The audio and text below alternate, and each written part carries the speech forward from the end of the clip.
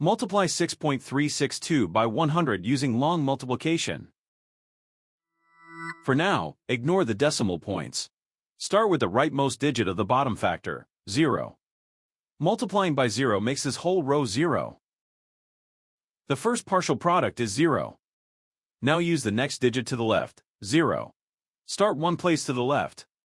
Multiplying by 0 makes this whole row 0. The second partial product is 0. Now use the next digit to the left, 1. Start two places to the left. 1 times 2 is 2. 1 times 6 is 6. 1 times 3 is 3. 1 times 6 is 6. The third partial product is 636,200. Now add the partial products, working from right to left. The ones and tens columns each add to 0. Move right to left, one column at a time. In the hundreds column, 0 plus 0 plus 2 is 2. In the thousands column, 0 plus 0 plus 6 is 6.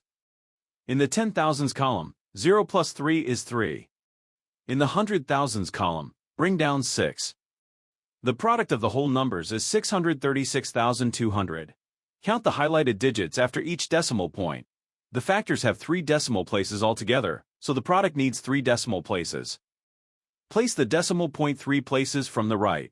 636,200 becomes 636.200. That is simply 636.2.